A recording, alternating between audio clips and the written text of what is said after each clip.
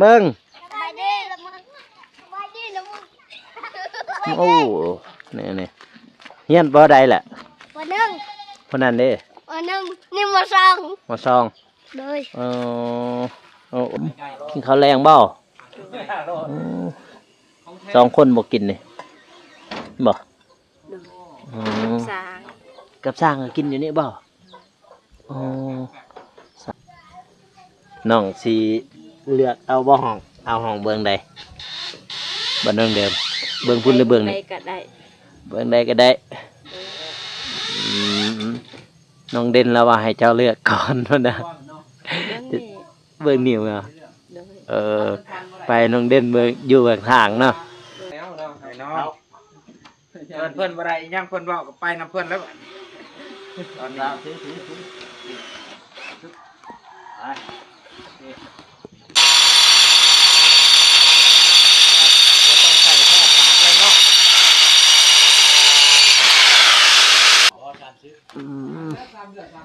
บ่เจ็บนี่บ่มาหาเลยว่าสิซื้อเค้กให้บ่เจ็บเพราะว่าวันเกิดเพิ่นมาเฮ็ดอยู่นี่บ่วันเกิดบ่เพิ่นซื้อหยังแน่เพิ่นซื้อเค้กอยู่บ่บ่ได้ซื้ออ๋อ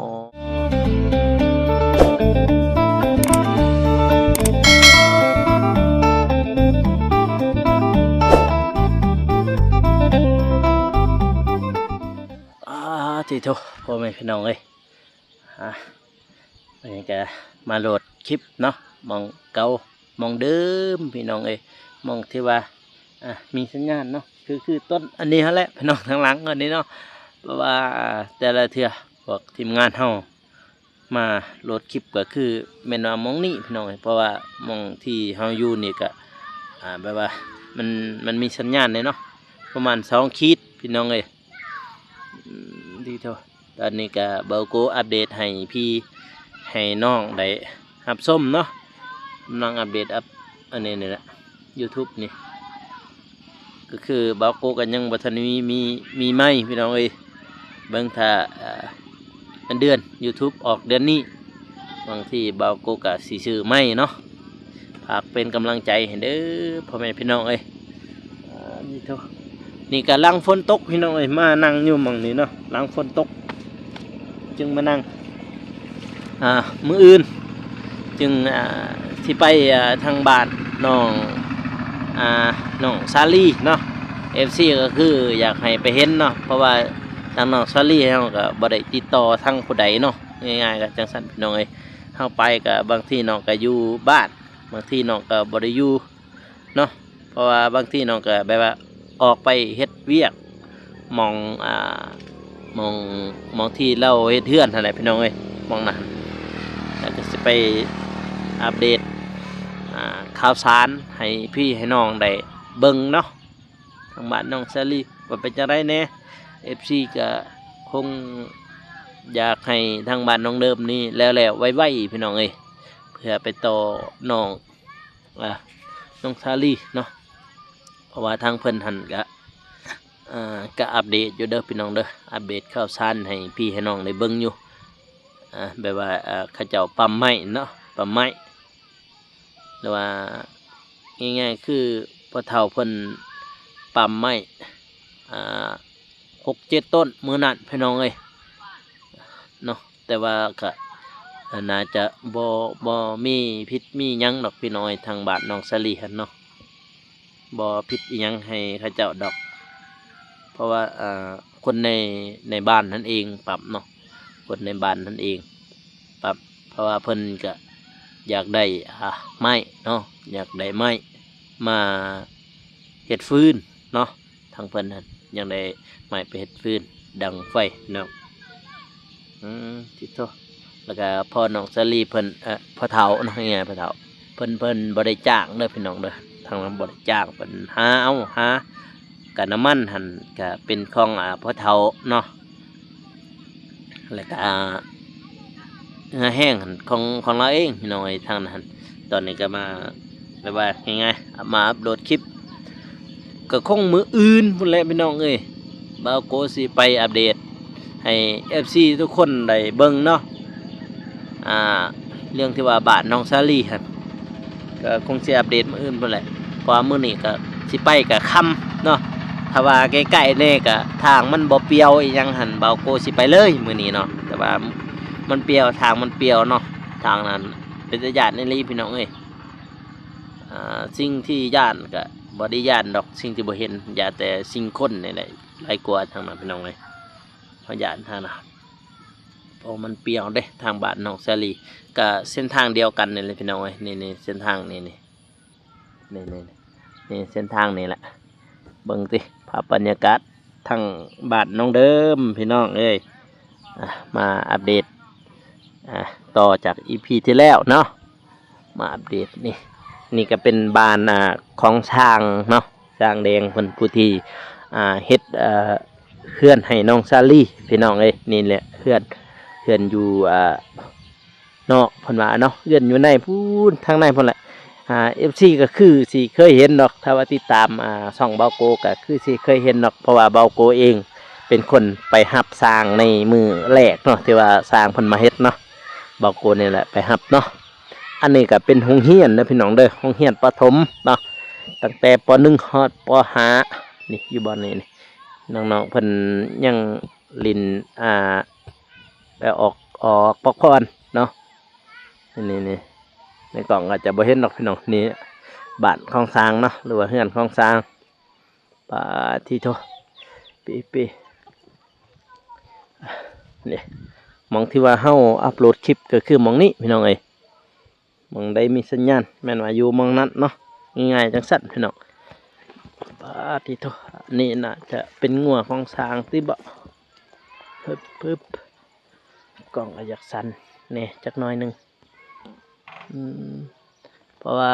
ทีมงานเฮาก็อยู่หั่นมื้อนี้เฮามากับบ่าวอนงเนาะคนละคันเลยเพิ่นเพราะว่าเพิ่นมาแต่เช้าเพิ่นน่ะพี่น้องเอ้ยประมาณ9:00 น 10:00 นเพิ่นได้เพิ่นมาแต่ว่าบ่าวโกมาพี่ประมาณ2:00 นเนาะ2:00 นเพราะว่าทางบ้านบ่าวโกก็ฝนตกพี่น้องเอ้ยเมื่อวานหั่นบ่าวโกบ่ได้มาเด้อพี่น้องเอ้ยขอโทษขออภัยหลายๆเนาะบ่ได้อัปเดตให้ FC เบิ่งเนาะวันนี้บ่ได้อัปเดตข่าวสารเลยเพราะว่าบ้านเบาโกไก่เนาะบ่ได้มาฝนตกแน่เนาะไปเดี๋ยวเฮาย่างไปเบิ่งอีกตื่มเนาะตอนนี้ยังอัปโหลดคลิปอยู่พี่น้องเอ้ยเพราะว่าแบตเฮาก็สิเบิดเลยเนาะอัปโหลดคลิปก็สิซากอยู่บ้านน้องเดิมเพราะว่าเพิ่นมีไฟแล้วพี่น้อยบ้านน้องเดิมเพิ่นมีไฟฟ้าแล้วเนาะห่วยจังไดเจ้าจังไดนี่ฮะถือโทโอ้สบายดีนะเบิ่ง สบายดีละมึงสบายดีละมึง โอ้นี่เฮียนบ่ได้แหละ วันหนึ่ง คนนั้นเด้ วันหนึ่งนี่มาสอง มาซอง เลย โอ้คักเนาะกระทงจ้ะเนาะเห็นบ่ตัวเองอยู่นี่ เห็นบ่รอบ่ รอบ่ บอ ปหนึ่งบ่ เลย หันเด้พุ่นนั้นเด้ วันหนึ่งนี่มาสอง บนนั้นปซองปาสิโทคักเนาะกระทงจ้ะเนาะเด็กน้อยๆพี่น้องเอ้ยเพราะว่าเพิ่นเฮียนอยู่ห้องเฮียนบ้านน้องเดิมนี่เนาะนี่บรรยากาศเดี๋ยวเขาไปที่บ้านน้องเดิมเลยพี่น้องเอ้ยตอนนี้ก็อัปโหลดคลิปก็ยังบ่เห็นเต็มหรอกพี่น้องเอ้ยโธ่นี่ เอาเมื่อจีเด้อ เมื่อโดยเพิ่นก็หูจักแปลว่าขอบใจนะพี่น้องเนาะแต่ก็นกพร้อมหน้าเด้นกพร้อมอีกเพิ่นก็สบายดีเพิ่นว่าเนาะสบายดีบอกสบายดีเบาโกยพี่น้องเฮ้ยแล้วก็นกคักแน่ได้ทางนั้นโธ่มื้อนี้ก็ยังบ่ทันได้พี่น้องเอ้ยอัปโหลดคลิปก็ยังบ่ทันนี้อันนี้ซักพอแบตก็สิเบิดเลยโธ่พี่เอิ้นหน่อยแต่แล้วบ่ปลูกกาแฟน่ะปลูกกาแฟเรียบร้อยแล้วบ่บัดนี้ปลาหมกม่วงแกนี่ข่อยย่างบ่ได้ก็ต่ำบัดนั้น มันดูพอดีสเปรย์ใส่หัวเลย น่าเขาว่าจะปะแนวบ่ได้เขาได้ก็จะมักแนวบ่ได้ก็อยากได้แนวตัวนี้ปะจงตัวเองแนวเด้อเขาว่า ตัวแนวแม่ทุ่งเขาก็อยากได้ พอดีเขาเจ้าเขาไม่ได้กินสัตว์ไล่ก่อนนะเขาตัวนี้ กะแสบเติบอยู่เนาะมะม่วงเดี๋ยวนี้ แมน เสียดายเราตัดไว้บางนี้เนาะ เดิน ตัดไว้นะเอาอันนั้นมาใส่บ่ให้มันตายเอาน้ำมันกระแลดได้มาใส่มันนี่มันอยากให้มันเปื่อยกันกระแสบเติบได้มะม่วงได้มันจะใส่กกมันนี่แนวมัน ของการ กงการ พลังเดิน กงการพลังอ๋อก็ถือว่าโอเคอยู่ได้นี่เป็นใหญ่เติบอยู่ได้มะม่วงที่จะไปเดินน้องเอ้ยอัพโหลดคลิปก็บ่ทันได้แล้วเทื่อเนาะพี่มาเบอร์นี้คือเก่าต่อจากอีพีที่แล้วบาทที่โทได้แล้ว3 แผ่นบาทนี่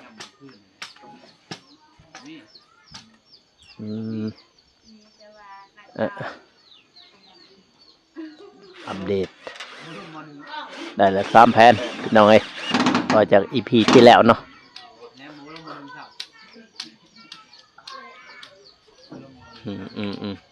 เดี๋ยวสาดโทรศัพท์ก่อนน้องเด่นมีไฟบ่อยู่เฮือนมีบ่ฮะมีบ่เดี๋ยวเบาโกสาดโทรศัพท์ก่อนเพราะว่าแบตยังเหลือ 12% เลยสาดแล้วจังมาเนาะตั้งกล้องตั้งกล้องให้พี่น้องเราเบิ่งก่อนทางเพิ่นทำงานเนาะ กระตุกพัดตัดตัวยามันตกลงกันแตกบ่แตกตัวไหนฮะแตกเป็นดีวิโร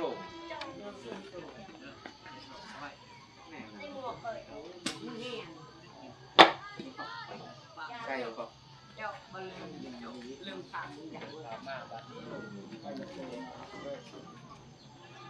ได้3 แผ่นเรียบร้อยพอเย็นเอามาอีกน้อยน้องเอามาเอาอีกบ่เสือละเอาเริ่ม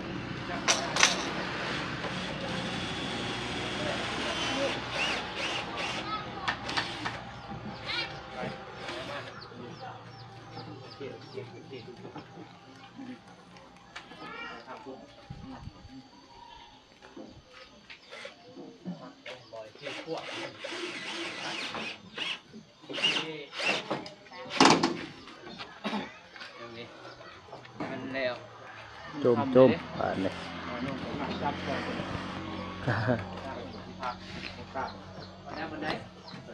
แบบสร้างห้องมาตรฐานเลยเป็นเห็ดแบบว่าตั้งแต่มือเฮ็ดห้ากับพัก2 มื้อเนาะ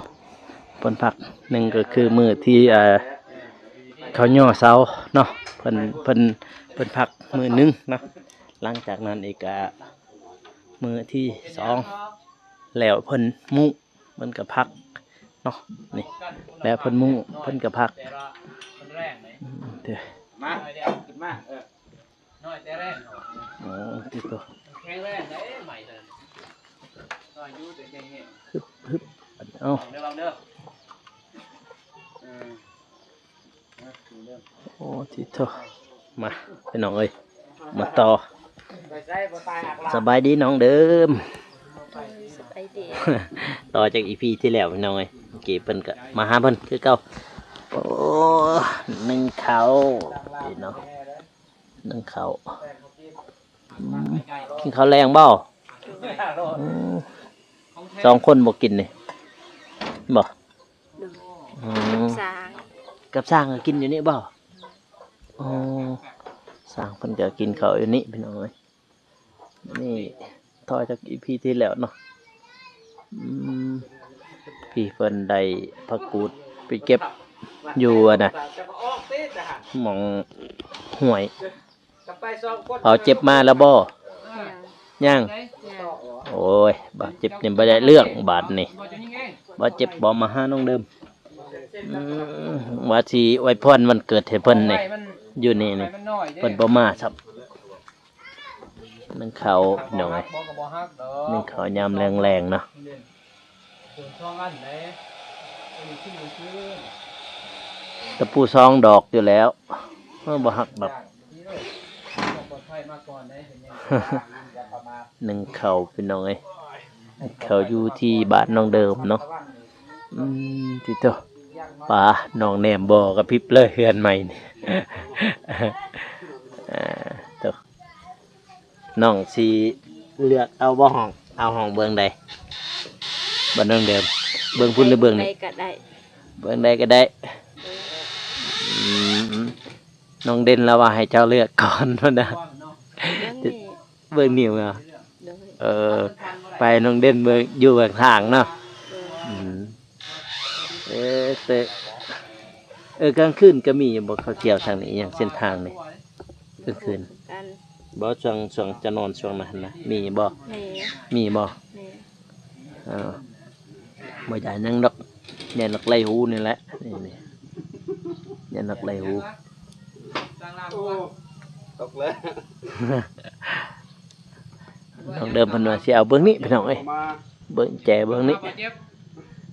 เอาแล้วบ่เจ็บสิปานนี้สิบ่พันบ่จัก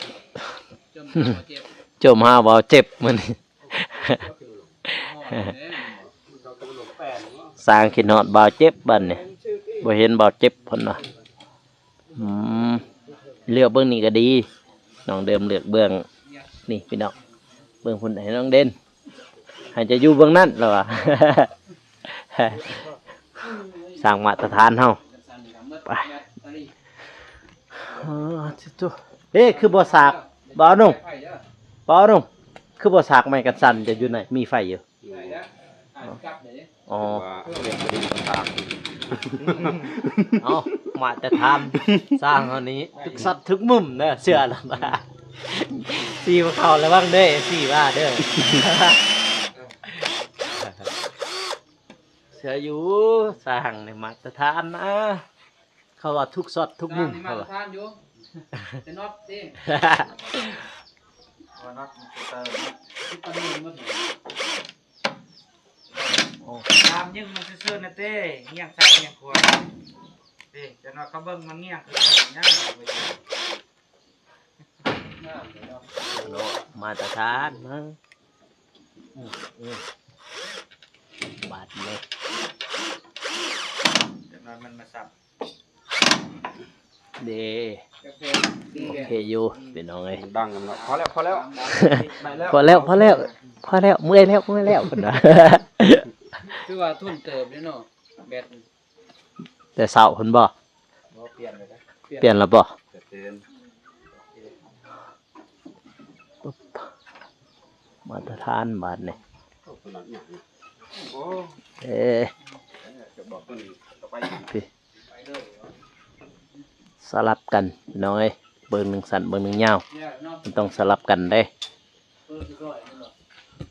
สร้างเอาทุกซอดทุกมุมนะเต็มเบิดเลย 2จบมีพระแล้วจริงอ่ะ เอามาเอาขึ้นมาของไมสระ เอาเฉยๆอ่ะ เท้าอยู่ข้างนี้เด้อบัดนี้ ไปเอาไม้สลากขึ้นพี่น้อง ให้ เอ้ย อยู่ละล่ะบ่แม่นใส่เลยเพราะงานเฮาได้พวกเรา บ่เป็นลูกเคยสั่งเลย งานเรานะ ลูกเคยบ่ได้สั่งเลยว่ะ ใส่ลูกใส่ดำขาย ลูกเคยมาใส่ดูแต่ว่าบ่แม่นเนาะงานเฮาเลยมีแต่ใส่ตอนนี้แล้วแม่นบ่วิทย์นี่บ่ทันใส่นะ แม่นแล้วนี่เพิ่นใส่คอย แต่อย่างอื่นแต่เราก็ครัวเองนี่เพิ่นใส่เอาเนาะ ไอ้น้องเพิ่นบ่ได้อีหยังเพิ่นเว้าก็ไปนํเพิ่นแล้วตอนนี้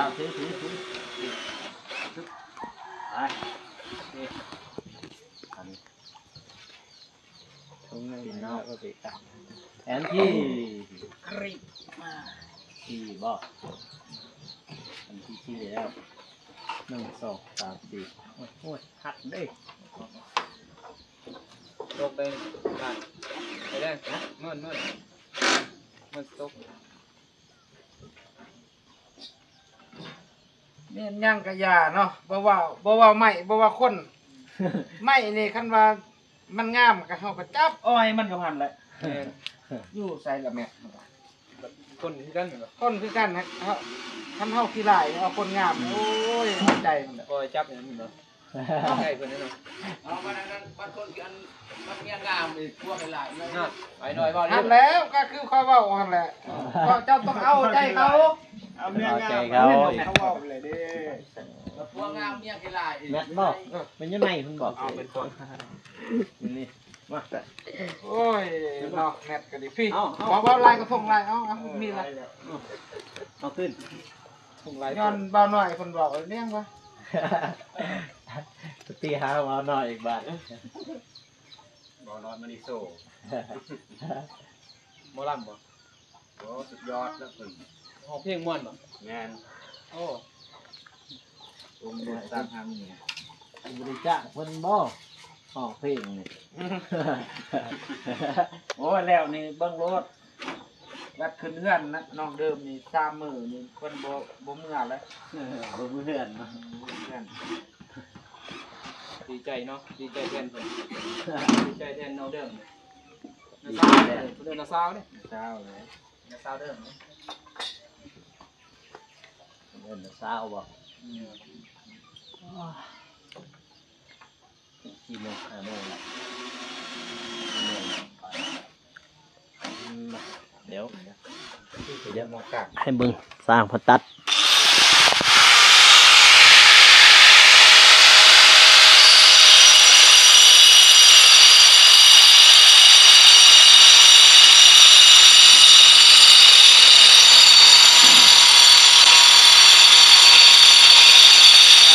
ต้องใส่แค่ปากเลยเนาะ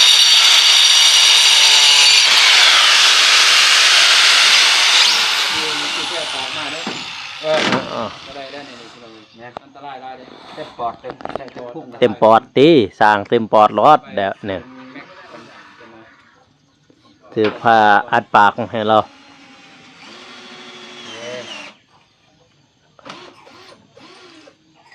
อืมนั่นนึง คอยเฮ็ดใช่ป่ะคอยเป็นคอยไป ยิ่งเนาะทางลาม งานก้มเข่ารถ เก็บงาน ลุงกลางนะ ถือว่าโอเคจำนี่ เรื่องก็ยิ้มเลยครับ ต้องเดิมยิ้มเลย ยิ้มเป็นรอยยิ้มเลย แบบว่ายิ้มออกเลยนะบ่สึกบ่โศกบ่เศร้าเลยเดี๋ยวนี้นี่ได้เห็นเฮือน ช่องไหนตาคอยไหนลำเดียวนะได้ไหนลำเดียวเนาะ โธ่โอ้บัดนี้ คือจะใส่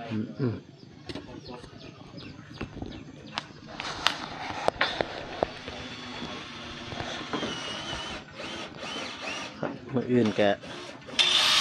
มาตรฐานแล้วมื้ออื่นนี่ประมาณมื้ออื่นนี่เบิ่งบ่ให้มันล้มเนาะ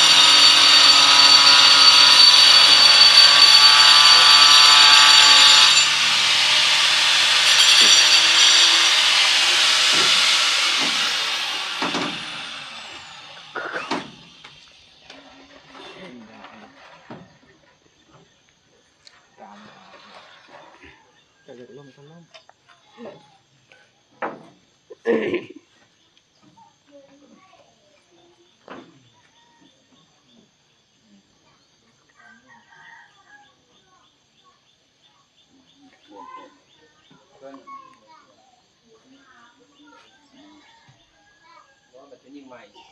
มีเขาเป็นจำเวลานี้ไม่มีบทเป็นแนว เอาเด็กจะเอาใหม่คำ เกินตีเบิ้งได้เด้อเกียร์ไปดิมันก็ซ้ำนี่พี่น้องครับ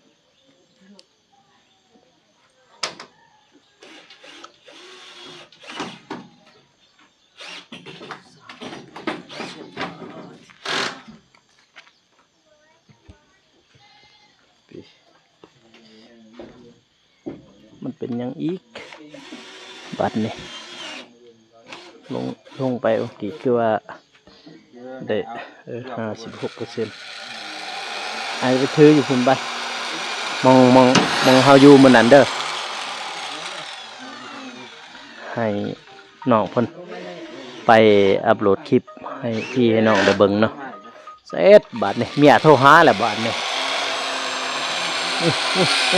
บัดนี้ให้ บ่ฮู้บ่เวลา น้องเพิ่นไปอัปโหลดคลิปอยู่เมืองเทิงพี่น้องเพราะว่าหม้องนี้บ่มีสัญญาณ ฮัลโหล สัญญาณทีเดียวนี่อยู่นี่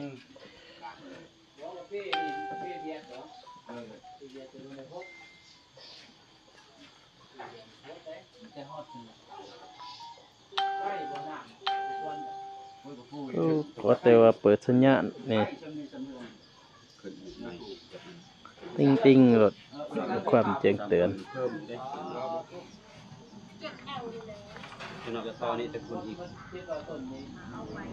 สลับกันฮะโทรอีกแล้วบาทนี่ปาทิโตงามเป็นงามพี่น้องเอ้ยเห็นซ้ำนี่ก็หูแล้วว่างาม โอ้สังกะป้อมกินไม้ ปลาเนาะเรื่องอื่นก็ครบแล้วพี่น้องเอ้ย อยู่นี่แหละอยู่ทุ่งนานี่บ่ลิงว่าพี่ โอ้แล้ว สร้างมาตรฐานเฮาแบบว่าบ่มีพิษมีพลาดเลยนะบาดนี้แหละสุกแล้วบ่พี่น้องเดิมมาอย่างนี้อายทำหน่อยชื่อจังไดบ่เราเอาแล้วฮะเราบ่เล่าเป็นบ่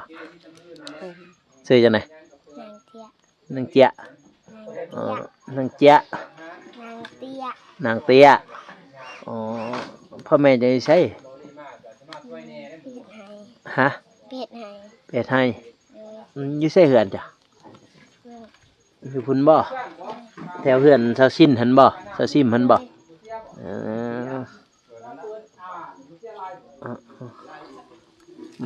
มาลินน้ำนองเดิมบ่แม่นบ่เฮียนปอใดแหละปอ2อ๋อไปเฮียนอยู่คักเตะ3 เดือนเท่านั้นบ่เจ็บนี่บ่มาหาเลยว่าสิซื้อเค้กให้บ่เจ็บเพราะว่าวันเกิดเพิ่นมาเฮ็ดอยู่นี่บ่วันเกิดบ่เพิ่นซื้อหยังแน่เพิ่นซื้อเค้กอยู่บ่บ่ได้ซื้ออ๋อเจ้าเป็นบ่ได้ซื้อเค้กมื้ออื่นสิซื้อเค้กไปให้บ่เจ็บ ให้อยู่ที่เค้กเด้อถ้าเพิ่นมาได้แหละเพิ่นบ่มาคือมื้อนี้นี่บ่ได้แล้วบัดนี้บ่ได้เป่าเค้กแล้วน้องก็เคยกินเค้กบ่น้องเดิมบ่เคยบ่มื้ออื่นพี่น้องเอ้ยมีงบนี่ซื้อเค้กจะก่อนหนึงให้น้องเพิ่นเนาะเพราะน้องเดิมเพิ่นก็บ่เคยกินเค้กพี่น้องซื้อเค้กให้เพราะว่าวันเกิดบ่าวเจ็บพี่น้องเอ้ยมือว่านบ่แม่นบ่มือว่านนี่วันเกิดเพิ่นพี่น้องเอ้ยบ่าวกูบ่ได้ซื้อหยังให้เพิ่นเพราะว่าบ่าวกูบ่ได้มามื้อวานพี่น้องเอ้ยแล้วหรือว่าสิเฮ็ดวันเกิดเพิ่นย้อนหลังนะพี่น้องเนาะบ่าวเจ็บก็บ่มาหาน้องเดิมซ้ำว่านเพิ่นก็มาน้องว่านนี่เนาะมื้อวานบอกเขาเอาไม้สลาเลยมาเนี่ยอ๋อมื้อวานนี่พี่น้องเอ้ยเพิ่นเอาไม้สลามาแต่ว่าเบากูก็บ่ได้มาวานนี้เนาะเพราะว่าไกลจากเขื่อนเบากูมาหาเขื่อนน้องเดิมไกลเติบประมาณ25 ลัก27ลักเนาะเพราะมันไกลเด้ฝนตกแน่มื้อวานฝนตกบ่ทางนี้ต ตก ต บ่ กแห้ง แห้งบ่ โดย อ๋อทิเถอะงานฝนตกทางเบาโกกับฝนตกคือกันไปจะได้ แกก่อน ฮอดแล้วบ่ มาแก บุกก่อน ลงว่ะนี่นี่จะเตาะอยู่นี่เด้อนี่เด้ปึ๊บเตาะอยู่นี่ถ้ามันให้มันจำมันมีดอกเปอร์เซ็นต์มันอยู่นี่มันขึ้นอยู่บ่บางทีนี่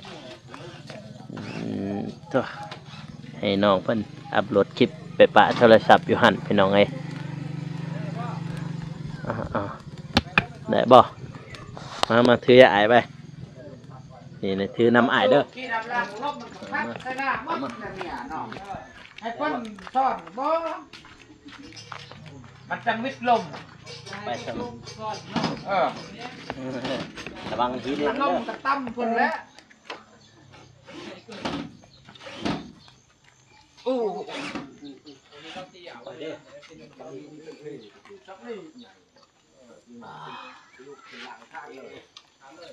น้องเอ้ยค่อยเป็นค่อยไปมาน้อง ไม่แล้วบ่จัง ให้น้องลาเพิ่นถือนี่ซื้อเตี้ยบ่แม่นบ่แต่เตี้ยพี่น้องเอ้ยเพิ่นมาถือให้เบาโกมาหาน้องเดิมคือเก่าพี่น้องเอ้ยบอกเจ็บกะบ่มาบ่ฮู้ว่าเป็นจังไดวันเกิดเพิ่นกะบ่มาหาน้องเดิมเลยบ่ได้บ่เจ็บที่บ่ได้เลือกวันนี้มืดมื้อบ่ได้มาโอ้เจ้าบ่เห็นเพิ่นมาพี่น้องเอ้ยแต่เฮาก็มันก็บ่เอานุ่งเนาะเพราะว่าคนละคันอยู่แล้วมื้ออื่นจึงไปต่อที่บาทน้องซาลีพี่น้องเอ้ยโอเคพี่น้องคลิปนี้ก็อย่าลืมฝากกดไลค์กดติดตามเนาะเพื่อเป็นกำลังใจให้เบาโกแล้วก็น้องเดิมเพิ่นเนาะสำหรับคลิปนี้ก็กล่าวคำว่าสบายดีสบายดีนะน้องโอ้ยแล้วเจอกัน EP ต่อไปพี่น้อง